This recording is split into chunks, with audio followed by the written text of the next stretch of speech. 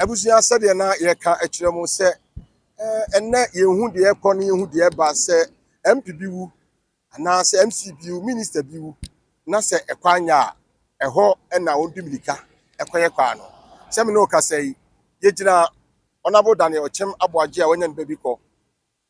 kane mrahye badwani a no wo bantuma na yi ase ne gina yi na wo hwe ba bia me gina yi a mechi mfidie na egu kwan so a eye adwuma no yanim no oye bia no mde ko eba ne se na gise nipa wuwie ansa na yaye kwai gise nipa wuwie ansa na yehia bibia ensa ka no manum gise nipa ade bi sei ansa na ade bi ya na ye busa sem we asantuma UK suni ye busa se bibi sinye ansa na yape bibi no ehu egubra na ye mabone mra nwie ansa na yape papa ekwan be na efa so bede na o ma na kora nim ene ye nua be ma ne dampem Honorable Okyem Aboagye ene no ano efidie gukwa so a ye kwa no me no ka sempo coat a we broni ka first coat ye nim ni twim se de besi aka no se coat kura de ana ya tare abrofo hye na me nim se de besi aka no it is your first coat ene omu go so omu gba wie e de bi agusu bie mu ana se ye omu de sapetin no a ye ka no ene no omu ye enti se ye ka mom ye nka na eba edaye so ebanifo se de nsamanfo gu asamado yenye okapɛ se koka se nsamanfo de mo yenya esi bi de nsamanto abra asamado yu ano asamado so ye kwa ye ma ebanifo enti so yire nkwa anya de untumi nka enkyira ntrimu nso anu sie ntumi nka na ana se oyira so odena no so wano na so obu kotodwe epa na che se ne na so odin no e na amana ye ndodo aka ho mo me nka nokre mo me mfa nokre ntete oman no ye ni nokre mu oman no Atwima Boko ekwa ye de ma contract ekama ye se be se mfie be se nwotwe ase duni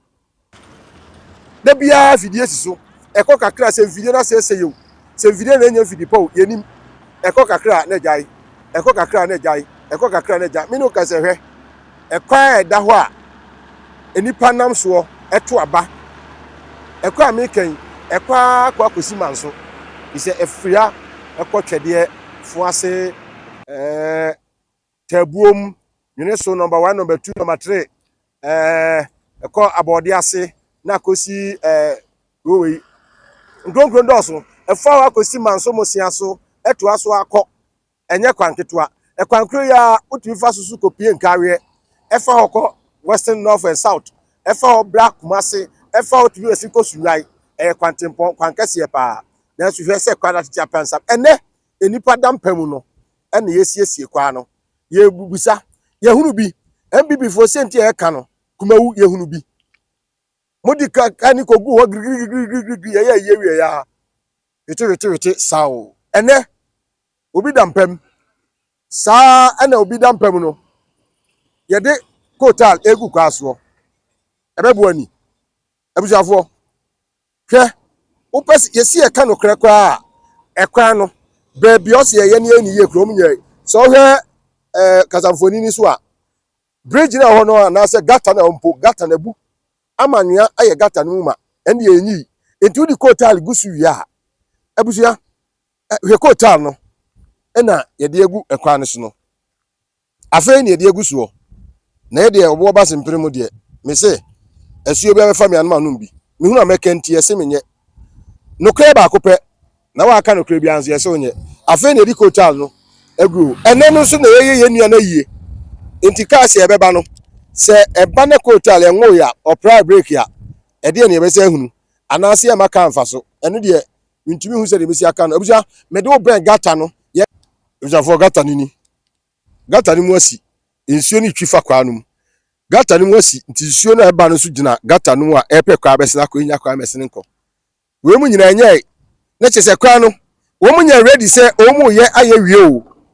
sana mi hunu se contractor no onye na dwen se oya ye wie nemum ehye bi na aba se Honorable Okyem Aboagye wu enti si anya bibi a enimguase be kan ye enti monko na contractor me kai se bre bi contractor bi mi monidini na oya kwan efri santase eko nkro bi e wo wachire ho ire fifi nkro nidini na Akufo Addo ba Kumase ha no contractor plan cars nyina kogu so ye adwuma gidi amanfo ani agye na onum boy ye te se na Akufo Addo ko na de kyen ye ye kɔ na machine kurukura ensi kwa ne so ɛde na ɛkɔ ye tie mamu MPP ni nukura maye NDC ni nukura maye afa ye nyɛdɛn ɛmɛburu no mo yɛ ni ate mo kyerɛ nyansa nkwala na ɛba no mo ani ate mo kyerɛ nyansa sɛ yɛ hwe bedu bebi abato ye bɛgye sika sɛ de ne delegates ɛgye sika sɛ no mato aba MP no ya to aba DC ya na SMC no sɛ delegates ne yɛ no saa na bedu bebi no individually ankra no yɛnso yɛ bɛyɛ ma anyi sika mfu ame nto aba ma charge o utua no mato aba fi sɛ onipa koduru suro wi a na ne yura fi sɛ kokromotie ɛna de ne kɔ ma ne kɔ MP na ne yura fi sɛ kokromotie ɛna de ne kɔ ma ne kɔ minister na ne yura fi sɛ kokromotie ɛna de ne kɔ ma ne kɔ ɔmampani na obi yura fi naka sabio ebinum botom wɔn no wɔdwene papa wɔn no wɔdwene botom yɛma obi bɛyɛ mra hyɛ badwani obi bɛyɛ ɔmansi soafoɔ anaso obi bɛyɛ ɔsoafoɔ pɛ no ansa ne ma nyina kogu abrokyire so yɛbusa sɛ sa abrokyire mamuo no ewum bu no sɛ de ebu no Ghana ya abusua enke behu no sɛ de ehu no yi ko oni bɛgye akotrem hwɛ ɔman Ghana Atwima Boko ɛkɔ twɛdeɛ fo ase kɔ saa hwɛ kwan no ɛkwan na sesi a machine sisi odi kotal egu so ni nyina nsɛ yenu ya onabo Okyem Aboagye ɛda mpam nti saa na ɔsɛ ɛkɔ ɛne saa na ɛkɔ de a na sɛ mo de adwene bi bɛhye adwene mu ahye tirim sɛ yɛmpi yɛbɔ na si akwa na tete apansa sɛ konte ba ɛne yɛbɛbɔ mpa ya menawu na mpi ni wudi a saa na mo kyerɛ nyɛ ne yɛka o mo na mo kyerɛ yɛ de ɔsɛ yɛ sɛ gye sɛ MP wu minister wu MC wu DC bi wu ɛne akɔyɛ kwa ide a na sɛnsɛntwerɛfo yɛbɛka kwa nya ho asɛm yɛbɛka na vice president Dr. Madu Bamumia ka say this year the year of rose na rose ye nim say akwan na say din rose you say man be the rose mensa rose adjuma rose kwadu sa rose no ka na say ekwan rose ye nim ye ROS ene ye ROADS se rose no ka de a ene na santimentum de ye de enka ho akaboso me ba nwotwe na nkro ne ye beto aba enti sa bra kai ene ye beka se busuafo no kra ho ye beka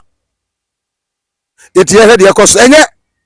enti o se ye ka no kra oboba simprimu ni asantuma UK suni busuafo na menemo kasa anibre so efi se oman ni ye onyo ye de ano no de enya na ha na ye fire ha na yawo ye enti ha ene o se ye nibre ene se de ye gina ekwan so ne ye kire ekwan a eda Atwima Boko ekosi manso efa kosi nkawe efa ko sehwi no emfie bedu ene de ma contractor besi ne ena MP ye na yie ene na ye kwan abrante ofri kroma ya odin de sen ye frame Nana Kofi ekwawe kotal ba so ne yawo na wo ba wo hu kotal da me hu kotal kakra ba satana mi sakra efri ho no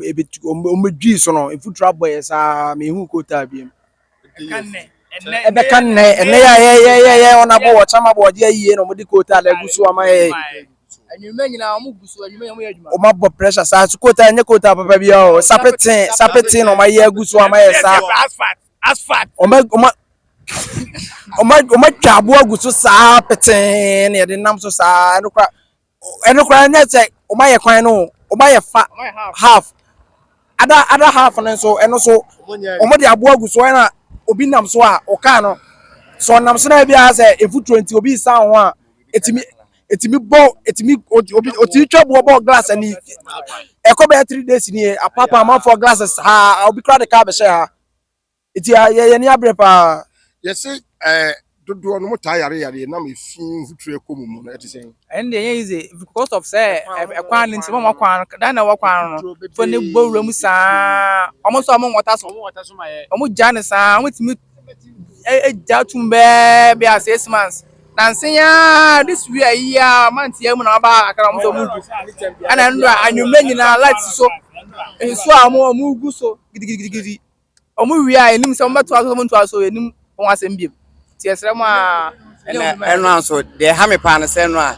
asabe ado ye kwan ne ba no ma o se kwan afrom de ahye ne nsa 4 years opa o ye we a obetima gya ho akọ obetim no ma nyina akọta ma ono no pe no ba be adwuma na man eno so no kan haye pa nti kwa no mu pe no mu hwe wan asem mu nka man se wa ne ka asem asabia contractor na mu ne eto da me wo school mo no station be bia ne no man gu no na obeka asem ne kire edi enti no ka che mu go didi na tewa na asese oba no se na no man ko adwuma na esi o yan ko adwuma na esi o ne de yakọ adwuma bi nti ne de ye gi ahome ene ebusa se nti kwan de se kwan ho asem ko sei ene se kwan afi no mu da ma no 44 months nti no opekula ogu ewia obetima ja ono okọ tam ope bia no aba be obi antimi ya ne hwe afnom de kwan ama no nti o kan de haaye pa se na ewo fufu obi nsem a wantumi anya a wabegya mo de pressure nti no okasa mintimi nche de ende mintimi nche de ba ende me de obekan ha me pa haaye pa ba untimi nya hwe okọ ezie nso a o me masem wo sika chen enko ba bia yesi mo plan se sa abatu we mu mabunu mo se mo nto aba no se enye mo kwa ma mo nto aba no krebi no kwa ento aba because se metia me nam kwa we su kokrom le se me hema enfuturo nko a asma twa se a me so ase so me ntwi bi da enti se mo nya kwa ne dia no road no vote yeah because ya nya bre you to nya bre pa because ye politicians na omu di abro nye wo na me ba da obi wu ama mo ka se en de ba mo ya ba na do ba nti mu ba ye kwa no one way ama mo ba mo nya vote os bi anya de embom no ma fa so hu se pelifo hu se mo ye kwan no da bi ni wo fa wu ya do o che bo ni wo fa wu ya de ni mangu kwan no a o wu ya nsa na muguo eti yutu eni abre o ma anya kwan na ye nto aba